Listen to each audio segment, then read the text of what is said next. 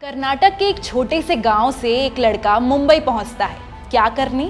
Ice cream parlour खोलने। नहीं, ऐसा भी नहीं है। पहुंचा तो वो पढ़ाई करने के साथ साथ अपने भाई के साथ होटल चलाने, लेकिन बाद में पूरी कहानी ही बदल गई।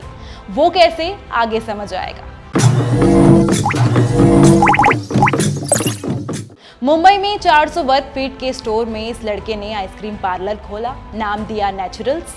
आइसक्रीम जो कि सीजन के हिसाब से अलग अलग फ्रूट्स से बनाई जाती है। इस आइसक्रीम को लोगों ने इतना पसंद किया कि आज देश भर में इसके 135 आउटलेट हैं। पिछले 3 सालों में कंपनी ने हर साल 100 करोड़ रुपए से अधिक का टर्नओवर क्रॉस किया है। KMPJ के सर्वे में ग्राहकों के अनुभव के आधार पर इसे टॉप 10 ब्रांड में शामिल किया गया है।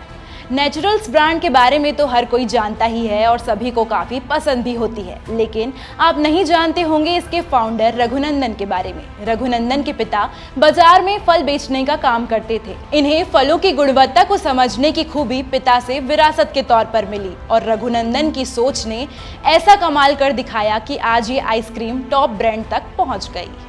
कर्नाटक के मंगलौर में जन्मे रघुनंदन के 8 भाई बहन हैं, जिसमें वे सबसे छोटे हैं। उनके पिता पहले तो 1 एकड़ जमीन पर खेती का काम करते थे और फिर फल बेचते थे। घर में पैसे की तंगी हुआ करती थी।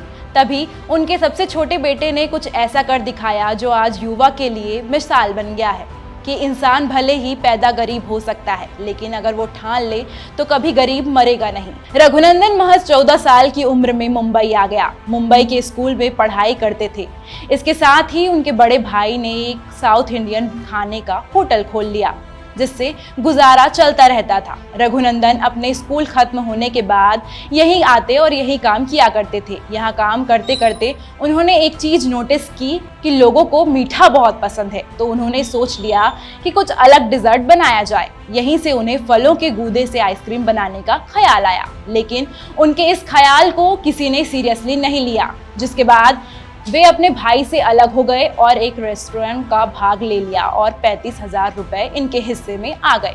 रघुनंदन अपने आइडिया पर अड़े रहे और 6 कर्मचारियों के साथ आइसक्रीम को बनाने और बेचने का काम शुरू किया और उनके इस आइडिया को लोगों ने बेहद पसंद किया। उनके 1 हफ्ते में कम से कम 1000 आइसक्रीम बेच दिए, जिसके बाद उन्होंने कभी पीछे मुड़कर नहीं देखा और आज इस मुकाम पर पहुंच गए। उनकी आइसक्रीम के कुछ फ्लेवर बहुत ज़्यादा पसंद किए गए। इसमें टेंडर कोकोनट, कस्टर्ड एप्पल, काजू किशमिश, आम, चॉकलेट और स्ट्रॉबेरी भी शामिल है। अभी वे अपनी पत्नी और बेटे के साथ मिलकर कारोबार को आगे बढ़ा रहे हैं। ये थी नेचुरल्स ब्रांड के फाउंडर रघुनंदन की कहानी। मैं हूँ आर्ची जैन और ऐसी ही सक्सेस स्टोरी की कहानी सुनने के लिए जुड़े रहिए तोपचिन.com के साथ। धन्यवाद।